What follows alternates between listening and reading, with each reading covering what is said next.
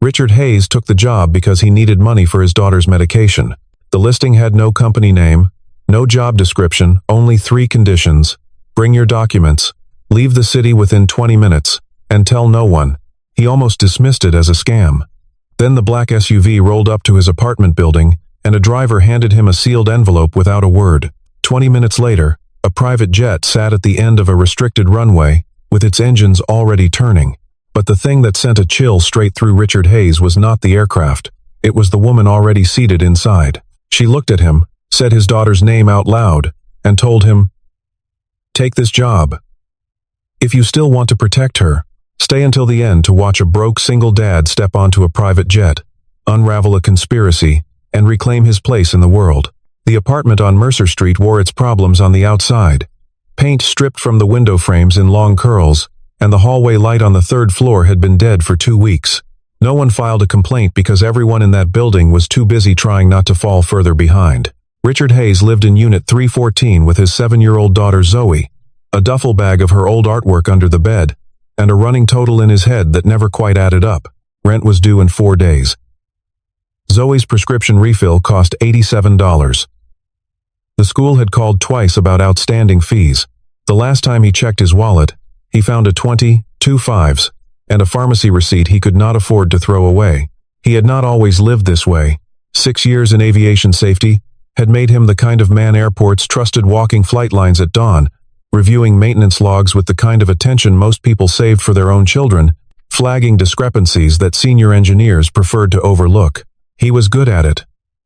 More than good. He was the person other technicians called when something felt wrong but no one could name it yet. Then his wife Laura was diagnosed, and the world reorganized itself around hospitals and treatment schedules.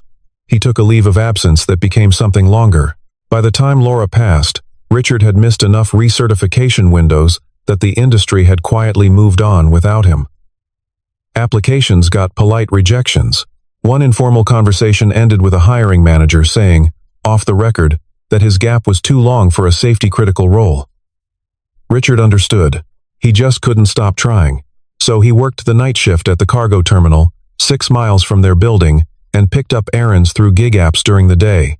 He made it work the way men with very little margin always make it work. By sleeping less, eating what was left after Zoe had enough, and never letting her see the exact weight of what he carried. That night, Zoe had fallen asleep on the couch in her school uniform, backpack still strapped on as though exhaustion had caught her before she made it to the bedroom. Richard sat at the kitchen table with his phone, scrolling job listings on 2 different apps simultaneously. A habit so automatic by that point that it had lost almost all hope behind it. He was not looking for anything extraordinary. He was looking for something that would cover $87 by Friday. He almost scrolled past the listing entirely. It had no company header, no logo, no formatted description, just a block of plain text that looked as though someone had typed it quickly and posted it without a second read. Requirements listed without explanation. Prior experience in a technical environment. Genuine familiarity with young children. Availability to travel on very short notice, and willingness to sign a non-disclosure agreement before any further information would be provided.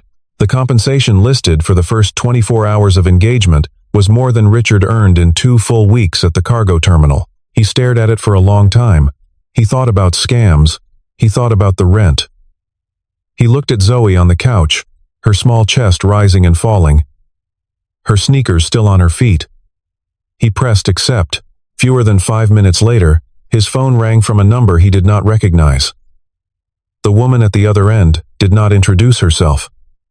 She said, "Mr. Hayes, your car is already on its way. You have exactly 12 minutes to decide whether you're getting in." Richard looked out the window.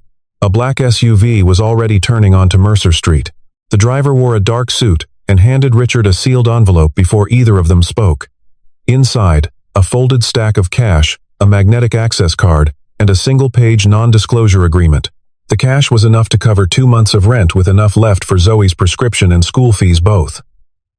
Richard started to refuse. He couldn't leave Zoe alone at this hour, and he was not going to. The driver checked his phone and said, "You're welcome to bring your daughter. Arrangements have already been made for her." That should have frightened him. Instead, it moved him. Someone had already accounted for Zoe, which meant they knew about her in enough detail to plan for her.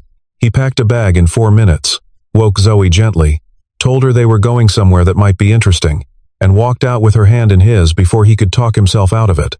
The private terminal sat west of the commercial airport behind a gate that required the access card and a code the driver entered without being asked. The jet on the runway was white with a graphite stripe, stairs already extended, cabin light warm and even through the oval windows. Zoe looked up at it and said nothing, her way of paying very close attention. The woman inside stood when they boarded.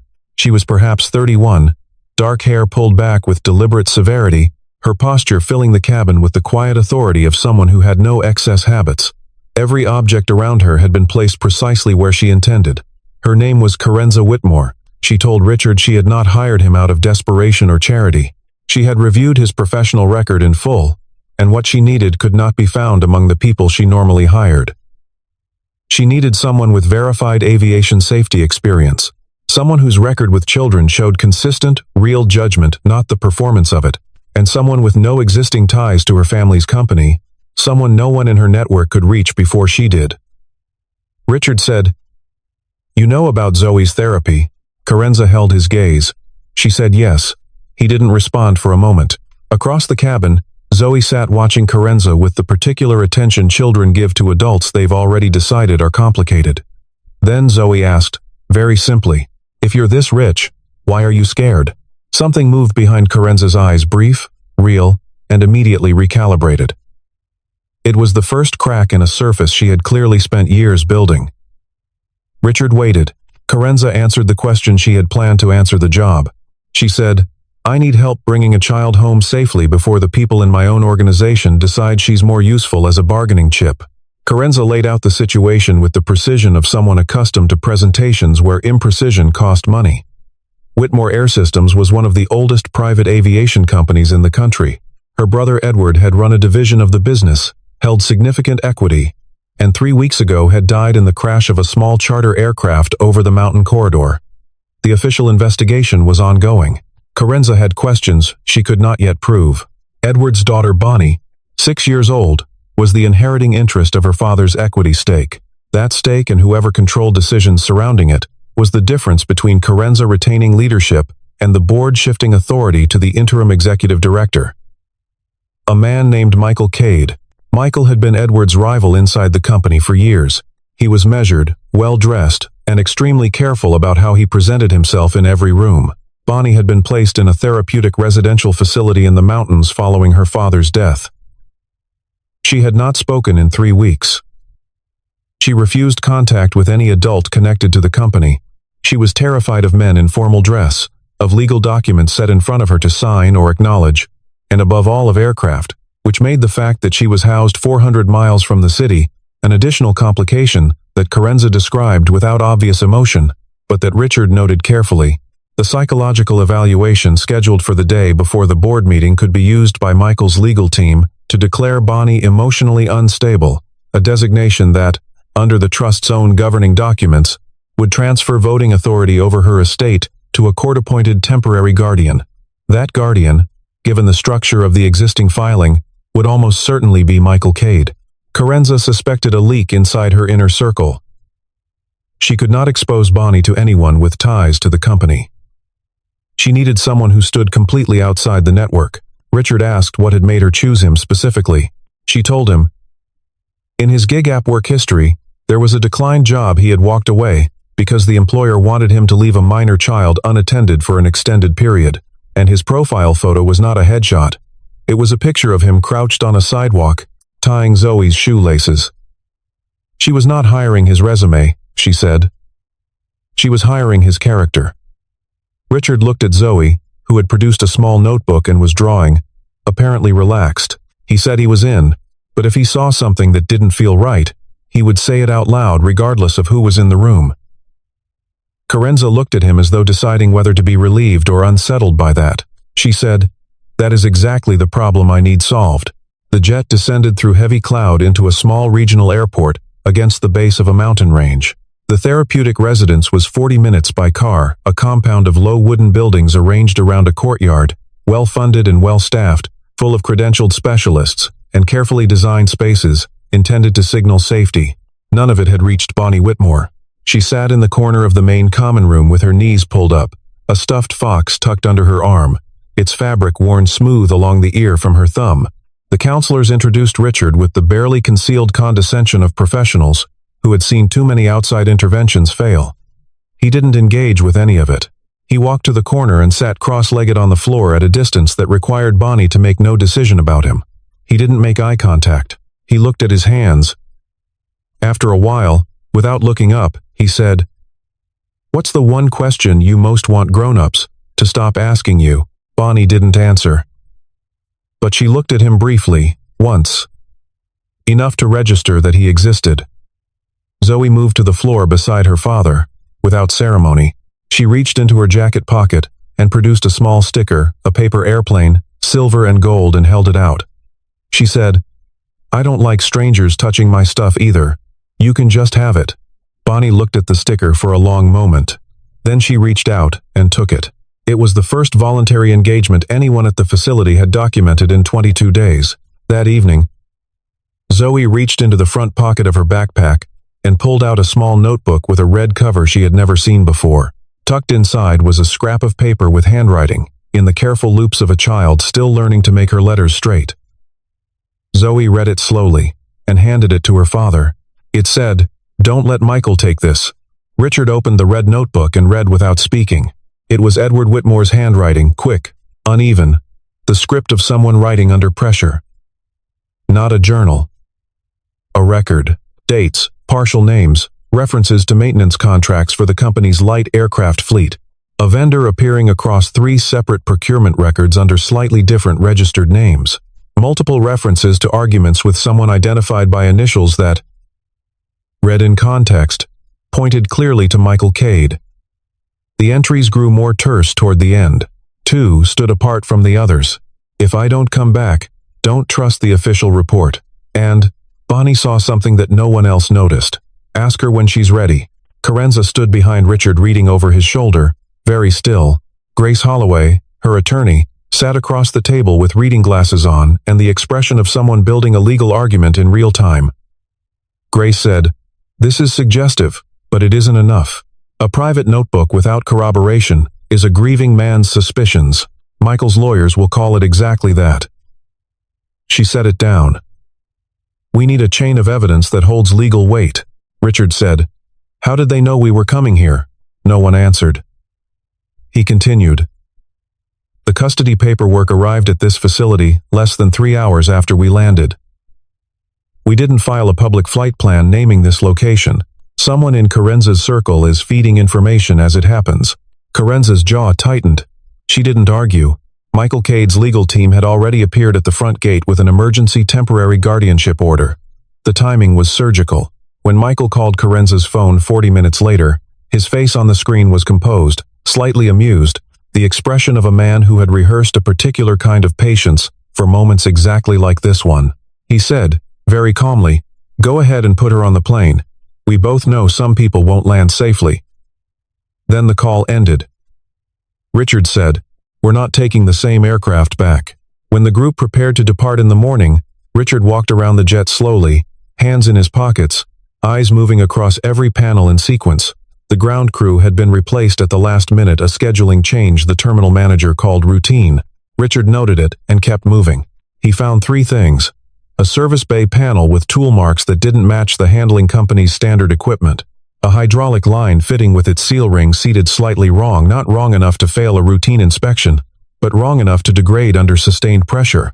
And a safety isolation tag on the secondary pressure circuit that was the correct color but the wrong manufacturer's format, a distinction invisible to anyone who had not spent years distinguishing brands of safety consumables by how their laminate caught light. The co-pilot was immediately dismissive. Richard said, quietly and without irritation, "Run the inspection again." He said it the way he used to say things when his title was on the door and the safety record of the operation was tied to his name. Corenza looked at her pilot, then at Richard, and said, "Do it." What the secondary inspection found a component in the hydraulic assembly that had been partially disengaged in a way that would produce progressive failure under adverse conditions was enough to ground the aircraft and file a mandatory maintenance report. The co-pilot stopped being dismissive. Corenza looked at Richard in a way that was completely different from how she had looked at him the night before. While they waited for a replacement aircraft, Bonnie appeared in the doorway of the terminal lounge. She walked to Zoe and sat beside her without announcement. After a while, she leaned close and said something only Zoe could hear. Zoe came to her father and said, "Bonnie saw something before her dad's plane crashed. Someone put a silver suitcase on it right before takeoff. Her dad didn't bring it." Richard understood immediately what a silver suitcase loaded onto an aircraft without its owner's knowledge could mean, and what someone with the technical connections to arrange it could do with it. He said, "Okay," and began thinking carefully about the next 12 hours. On the replacement aircraft heading back to the city, Corenza sat across from Richard and asked, without preamble, "Tell me who you actually are." He told her. The maintenance discrepancy report he had filed in his last full-time role, a series of documentation irregularities involving a fleet overhaul contractor, cutting corners on pressure vessel certification, he filed internally first. The report was routed into a review cycle that never concluded. He escalated. The contractor was a significant revenue partner. 3 weeks after his second escalation, Richard was placed on administrative review for unrelated performance concerns he had never received any indication of before that point. He resigned before they could fire him, but in a small industry, the informal network has long memory. His name had been mentioned in certain conversations in a certain way. He didn't need to be told. He knew from the silence. Then Laura became sick, and the professional loss became irrelevant by comparison until she was gone, and he started trying to rebuild, and every door was heavier than the one before. Corenza listened without interrupting. She said, "You filed the report because you thought someone would get hurt if you didn't. And then someone made sure you paid for it." Richard said, "Yes, both times." She was quiet for a while. She looked at the window, at the dark landmass passing below them. Then she said, "I've had people around me for my entire career who know how to manage information and protect positions and say the right thing in every room. I've never once had a single person who was actually willing to say the wrong thing at the right moment, the true thing, the one that makes everyone uncomfortable, the one that changes what happens next." She paused. "That's what you did 3 years ago, and they destroyed you for it. And it's what I need now." Grace called from the back of the cabin. She had been cross-referencing the vendor names from the red notebook against a procurement database. The contractor that appeared repeatedly under slightly different registered names, traced through 2 holding entities to a private investment vehicle that listed Michael Cade among its beneficial owners. Not proof of murder, not yet, but the connective tissue that made everything else cohere. Corenza said, "We go to the board meeting tomorrow and we put all of it in the room." Richard said, "Then we need to give Michael a moment where his composure cracks in public. I think the one thing that will do that is watching me walk in." Corenza looked at him for a moment. Then she said quietly, "If I'm wrong about this, I lose the company." He said, "If you don't walk in there, you lose the company and the truth." And Bonnie grows up, knowing the people responsible were never named.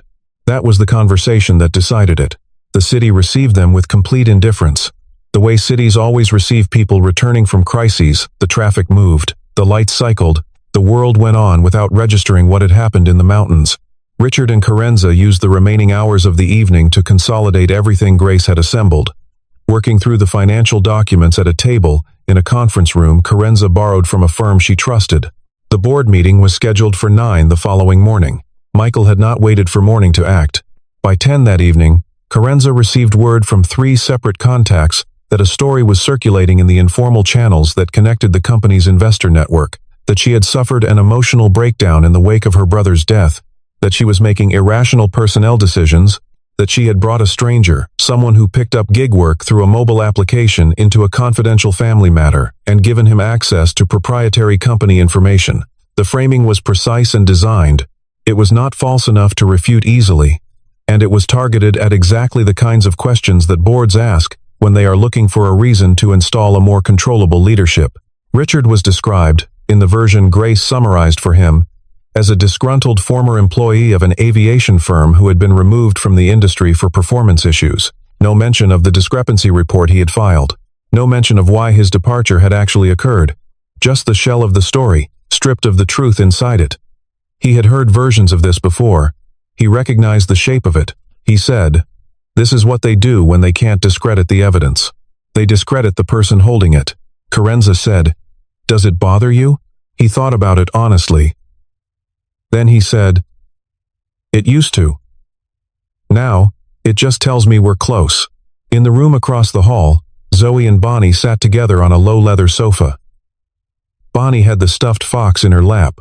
Zoe was telling her something about a book she'd been reading, something about birds migrating across entire oceans by reading magnetic fields, which Bonnie apparently found more interesting than Zoe had expected.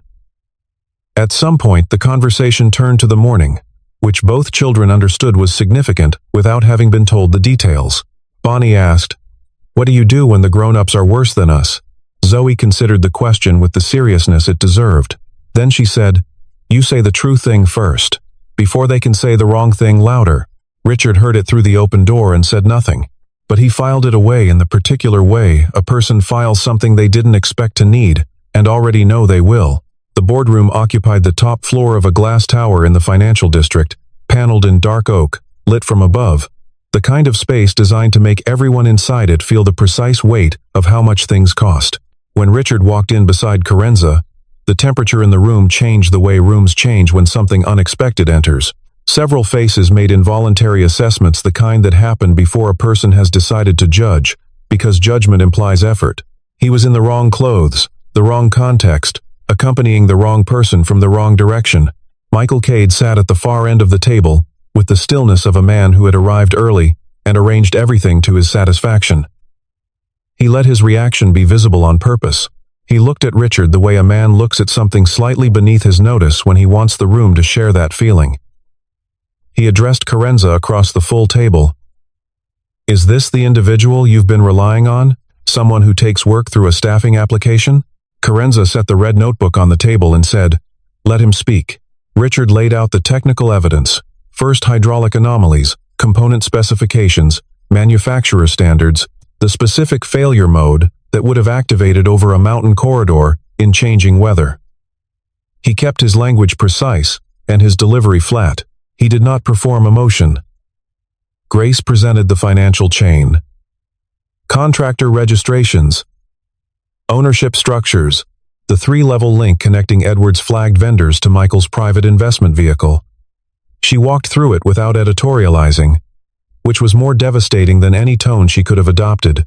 Corenza introduced the red notebook and summarized its contents, while the board's independent governance attorney read along. Edward's documented suspicions. His maintenance irregularity records. His final entries. Michael's response was measured and well-timed. He questioned the notebook's chain of custody. He raised procedural concerns. Then he looked at Richard and delivered the line he had clearly prepared. "I'd invite the room to consider the credibility of an analysis from a man who was separated from the aviation industry under contested circumstances and has no standing in this proceeding." Several faces at the table shifted toward uncertainty. All Michael needed. Then the side door opened. Bonnie Whitmore walked in holding Zoe's hand. No one had expected her, not even Corenza. It had been Zoe's idea, communicated to Richard with the simple logic of a child who had decided that being in the room was better than waiting outside it. The boardroom had been generating a great deal of sound and motion. When Bonnie appeared, all of it stopped. She was very small in the doorway, still holding the stuffed fox. She looked at the table full of adults without apparent reverence for any of them. Then she looked at Michael Cade and pointed at him. She said, in the clear and unhurried voice of a child who had made a decision, "I heard Daddy yelling on the phone. He said, 'Don't let that man touch my airplane.' It was not a legal deposition. It was not sworn testimony, but it named Michael Cade in front of witnesses in a context he had not controlled, and it did something to his composure that no procedural argument had managed. In the half-second that followed, his expression did something he had not intended it to do. Grace moved immediately. She had one final piece, and she had been waiting for exactly this fracture to introduce it. A restored audio file recovered from a cloud backup account connected to Edward's legal affairs, a backup Edward had apparently created without informing anyone. The file contained a conversation in which Edward was being pressured to sign equity transfer documents, and near the end, A voice the board's audio consultant had identified as consistent with Michael Cade said that certain obstacles had a tendency to resolve themselves and that the transfer would make much more sense once the situation clarified. 9 words were not a criminal confession, but in a room already containing everything that had been presented that morning, 9 words were enough to produce a silence with a verdict inside it. Michael stood. He started to speak the opening of another procedural challenge, and then stopped. Not because he had run out of language, because for the first time, he had lost control of what his voice was doing, and every person in the room could see that he knew it. The side door opened from outside. A federal investigator and a representative from the National Transportation Safety Board stepped in. Michael Cade looked across the table at Richard Hayes. Richard said, "You made one mistake. You assumed the only people who matter are the ones you can buy." Michael was escorted from the building and detained for questioning. The charges filed in the weeks that followed were multiple and serious. Financial fraud in connection with the procurement contracts, conspiracy to manipulate an inheritance proceeding, and a federal investigation into whether the maintenance irregularities were connected to the crash that killed Edward Whitmore. The investigation would take months, but the chain of evidence was intact, and the people who had built it were still alive. Corenza retained operational authority of Whitmore Air Systems. She did not celebrate. She called Grace first, then sat alone in her office for an hour, and thought about her brother. Bonnie was transferred to a new care arrangement, smaller, quieter, with a therapist selected on clinical merit rather than corporate convenience. Within 2 weeks, she was speaking in full sentences, not about everything, but about what she chose, which was all anyone should ever have asked of her. Zoe regarded the whole episode with the practicality of a child who has already learned that change is survivable. She had made a friend, ridden on a private aircraft twice, and watched her father do something she didn't entirely understand, but recognized as important. She filed it away and went back to asking questions about Eagles. The board voted to offer Richard a formal position, Director of Safety and Special Investigations, a newly created role operating with explicit independence from commercial pressures, reporting directly to the CEO. Richard did not accept immediately. He asked for the weekend. On Monday morning, he sat across from Corenza in her office and said one thing before giving his answer. "Does this job let me have dinner with my daughter every night?" Corenza looked at him, and then she smiled, not the controlled expression she used in boardrooms, but something that arrived without announcement and stayed longer than she had planned. She said yes, she would put it in the contract. He accepted. Several months passed. Richard moved through the work with the unhurried confidence of someone who has found the thing they were always supposed to be doing. His contract stipulated, in writing, 3 non-negotiables. Flexible hours to accommodate Zoe's school and medical schedule, the explicit right to raise safety concerns without commercial filters, and the guarantee that no finding he submitted would be modified or suppressed by any executive, including the CEO. The last point had been Corenza's addition, not his. Zoe settled into her new school with the quiet adaptability of a child who has already learned that disruption does not have to mean disaster. Her grades leveled and then rose. She found a friend who shared her interest in birds and her general skepticism of adults who talk too much. Her therapy continued, not processing crisis anymore, but building forward, which felt different in a way she couldn't entirely name but recognized as better.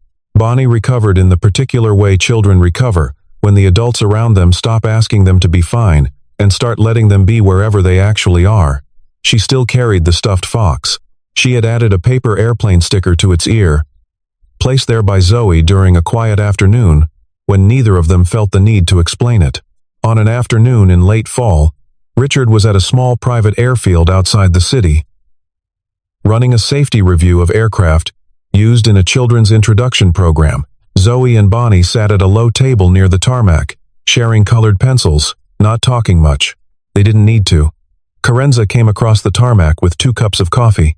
She was in ordinary clothes, jacket and boots, nothing that announced authority, and she moved with a looseness that hadn't been there the first time Richard had watched her walk. She handed him a cup, and then reached into her jacket pocket and produced a folded sheet of paper. Richard opened it. It was the original job listing, bare text, no logo, no company name, printed carefully and folded once. In the margin beside the list of requirements, one line had been circled in blue ink. It read, "Will always choose his child first." Corenza said, "I didn't hire the first person brave enough to get on the plane. I hired the first person a child could actually trust." Richard looked at the page for a while. He thought about the night on Mercer Street, the phone screen in the dark, the weight of the decision, the wallet with a 20 and 2 5s, Zoe on the couch with her backpack still on.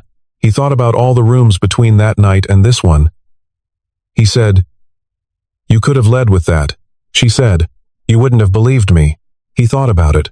He decided she was probably right. Across the tarmac, Zoe called out to register her opinions about where they should have dinner before anyone made a decision without her. Bonnie, in a voice that had grown stronger and more certain with each passing week, added that she also had opinions. Richard looked at Corenza. She looked back at him, and in the space between them was something that had been building quietly for months. Not a declaration, not a completed story, but a beginning. The kind that moves toward warmth the way a compass moves toward north, without needing to announce itself. He said, "Dinner. All four of us." She said, "I'll drive." They walked back toward the table together, and for the first time since the night he had boarded that aircraft with nothing but a duffel bag and a desperate decision, Richard Hayes did not feel like a man standing at the edge of someone else's world. He had stepped onto that private jet out of desperation. But when the whole machinery of power and deception and inheritance had run itself through to its end, what had changed was not his address, or his title, or the balance in his account. What had changed was where he stood in the story of his own life, not at the margins, not outside the door, at the center where he had always belonged.